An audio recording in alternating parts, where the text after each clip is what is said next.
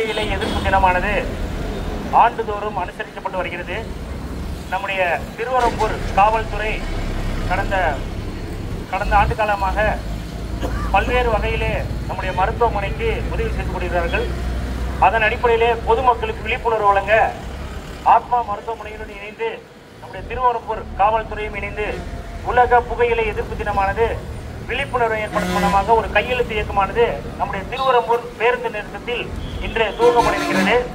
நம்முடைய காவல்துறை துணை ஆய்வாளர் உயர் திரு மதிப்புக்குரிய ஐயா முருகன் ஐயா அவர்கள் முன்னிலையில் இன்று காவல்துறையோடு மற்றும் திருச்சியில் உள்ள தன்னார்வ தொண்டு நிறுவனங்கள், குறிப்பாக சொல்ல போனால் திருச்சியில் பிரபலமாக உள்ள தன்னார்வ தொண்டு நிறுவனங்கள் முன்னிலையில் கல்லூரி மாணவிகள் மற்றும் பொதுமக்கள் முன்னிலையில் இந்த கையெழுத்து இயக்கமானது நடைபெற இருக்கிறது.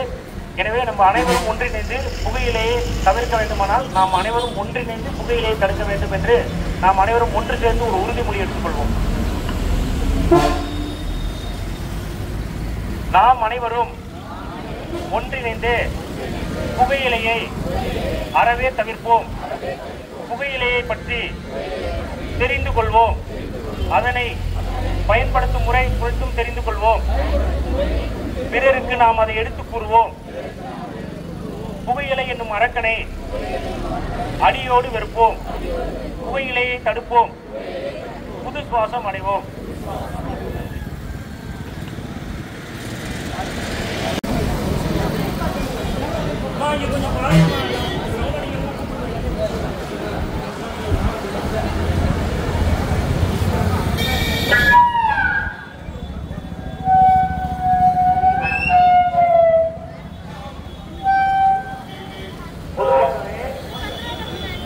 பொதுமக்களே, உங்களுக்கு இந்த போதை புகையிலை அரங்க என்னென்ன மாதிரிலாம் பண்ண போறான், அவன் உங்களை எந்த அளவுக்கு முடிச்சு வச்சிருக்கான், இந்த புகையிலைய பயன்படுத்துறதுனால என்னென்ன மாதிரியான பிரச்சனைலாம் நடக்குது, எவ்வளவு இளைஞர்களோட வாழ்க்கை அழியுது அப்படின்றதெல்லாம் நம்ம காது வாக்கில் கேட்டு போயிட்டே இருப்போம். இந்த சின்ன நாடகத்துக்கு மூலமா நீங்க எல்லாரும் உணர்ற மாதிரி ஒரு நாடகம் இந்த மாணவர்கள் பண்றாங்க. ஒரு சிலர்கள் கவனிங்க, அதை கொஞ்சம் கவனிங்க.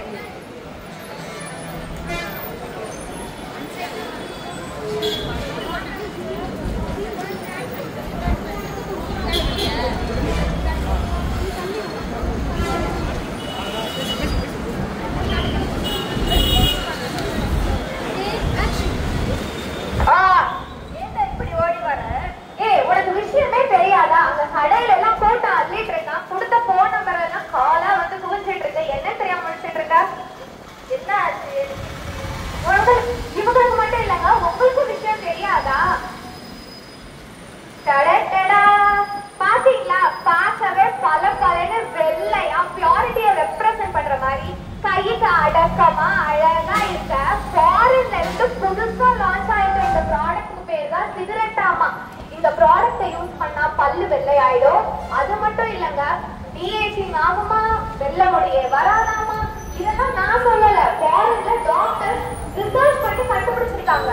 உங்களுக்கும் இதனால வர பெனிஃபிட்ஸ்லாம் வேணும் அப்படின்னு நினைச்சீங்கன்னா ஸ்கிரீன்ல இருக்க நம்பருக்கு கால் பண்ணி உடனே ஆர்டர் பிளேஸ் பண்ணிக்கோங்க. இல்ல உங்களுக்கு வேணும்னா ரீட்டைல் ஷாப்ல கூட இப்ப இதெல்லாம் ரொம்ப ஈஸியாவே கிடைக்குதுங்க, வாங்கிக்கோங்க, உடனே ஆர்டர் பண்ணிக்கோங்க.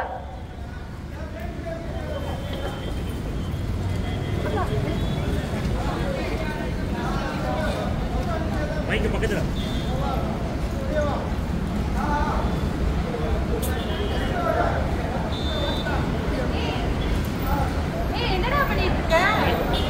மச்சான் ஆட் ஒன்று பார்த்தேன்டா, செம்மையா இருந்துச்சு மச்சான். சிகரெட் விளம்பரம்டா.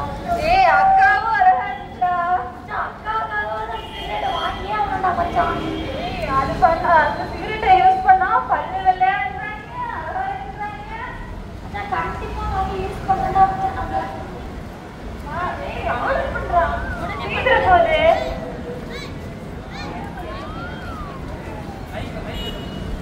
என்ன பண்ணிட்டு இருக்கீங்க? கிளாஸ் போகாம டைம் ஆச்சு. என்ன பண்ணிட்டு இருக்கீங்க? ஒன்றும் இல்லை மிஸ், ஒன்றும் இல்லை மிஸ்.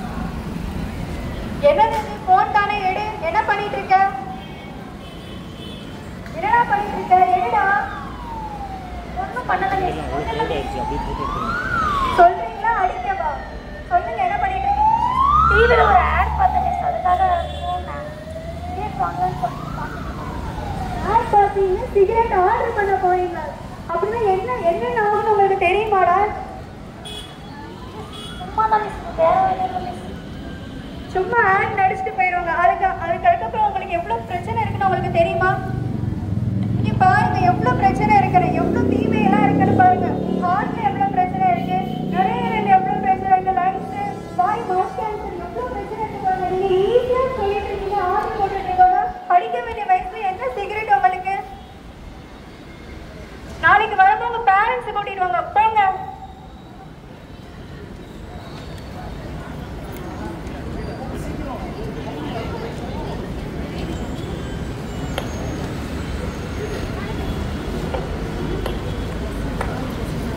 பத்து வருடங்களுக்கு அடுத்து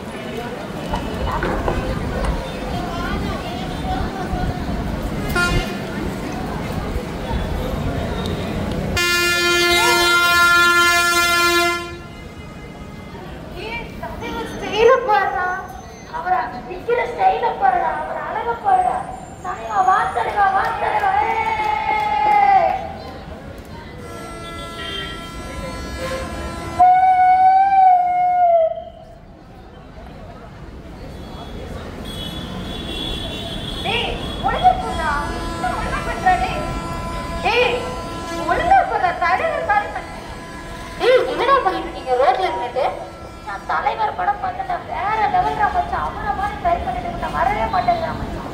அதான் தலைவரே சொல்லியிருக்காருல்ல, ரீல் வேற ரியல்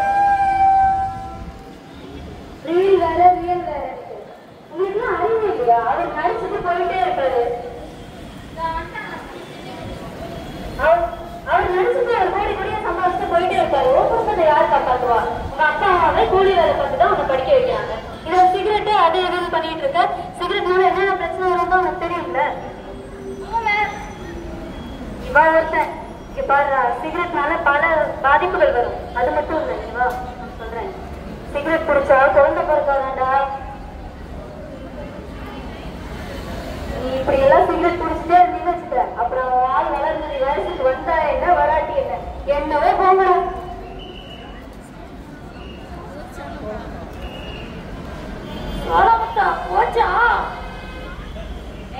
அவன் கிடைக்கிறா இவனுக்கு வா, நம்ம இது பண்ணலாம்.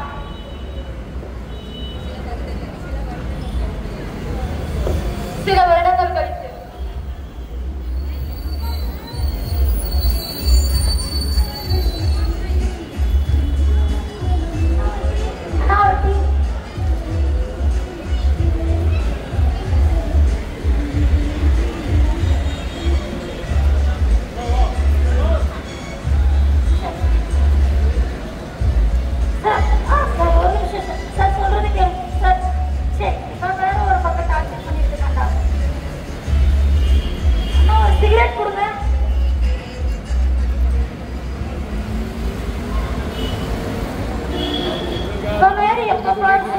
போன் பண்ணி டார்ச்சர் பண்ணிட்டு இருக்காங்க. வேலையே இருக்காத இவனுக்கு.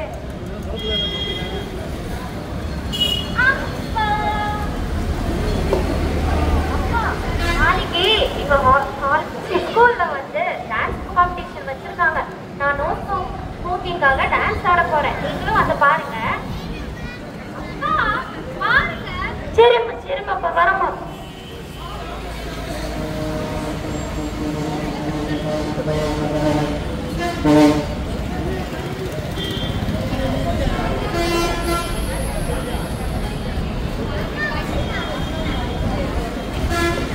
அப்பா பாய்ப்பா, நான் டான்ஸ் காம்படிஷனுக்கு போறேன். பாய்மா பாய்மா. இந்தாங்க காஃபி. எப்போ பார்த்தாலும் அதை கையிலே பிடிச்சிக்கிட்டு இருக்கீங்க. நானும் எத்தனை வாட்டி தான் சொல்றேன் சிகரெட் பிடிக்காதீங்க பிடிக்காதீங்கன்ட்டு, கேட்கவே மாட்டீங்க.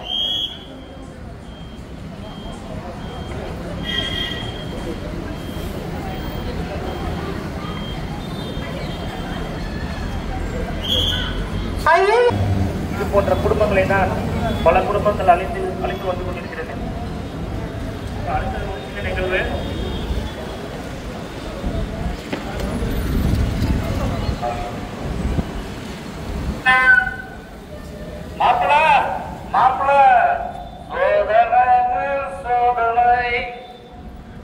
வந்தோம்மாடா. மாப்பிள்ள வந்தியா? மாப்பிள்ள எவ்வளவு கவலையா தெரியுமா? மச்சி ஒரே டென்ஷனா இருக்கு. அந்த போஸ்ட கொஞ்சம் கூட கரெக்டா வந்த பாயிண்ட். அதான் நானும் சொல்ல வந்தேன். நம்மளைய மறக்க என்னமா பண்ணி பார்த்தா மச்சி ஒன்றும் முடியல. இந்த பேச்செல்லாம் எனக்கு உங்க பேசுறது போதெல்லாம் நான் வரல. எனக்கு கை நம்ம இருக்கு. கையை தேய்ச்சாதான் எனக்கு இப்ப ஒரு சந்தோஷமா இருக்கிற மாதிரி இருக்கும். அதை கொஞ்சம் கூட எல்லா இடத்துல வர போலீஸ் வர எல்லாருமே இருக்கிறாங்க. இந்த கலைஞர் மாற்றி வச்சுக்கொள்ள முடியும். அச்சுதான் வச்சு உனக்கெல்லாம் வச்சு அவ்வளவுதான். நீயும் காத்துல பரப்ப மிதப்ப பாரு.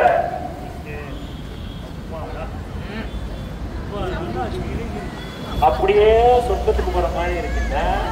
ஏற்கனவே போயிட்டு பாதியில வந்துட்டு போறேன். ரைட் ஒன்றும் இல்ல. இது வந்து எப்படின்னா அன்னைக்கு ஒருத்தங்க ஒரு அண்ணனுங்க வந்து இது மாதிரி தான் நடத்திட்டு இருந்தாங்க. அவங்க இதெல்லாம் போட்டோம் அப்படின்னா வச்சுக்கோவேன் நிறைய ஆண்மையெல்லாம் பாதிக்கும் அப்படின்றாங்க. குழந்தை பிறக்கிறதுல எல்லாம் ஏகப்பட்ட பிரச்சனை வருமாமே. பொய்யா உண்மையான்னு தெரியல. நான் உன் பேச்ச கேட்டுதான் ஃபர்ஸ்ட் நீ சும்மா கொஞ்சோண்டு கொடுத்தியேன்னு வாங்கி வச்சேன். இப்ப என்னன்னா என்னால இது இல்லாம என்னால இருக்கவே முடியல. கையை தேய்க்காம இருக்க முடியல. நான் பழகிட்டேன். கையை தேய்ச்சிக்கிட்டே இருக்கிற மாதிரி பழகிட்டேன்.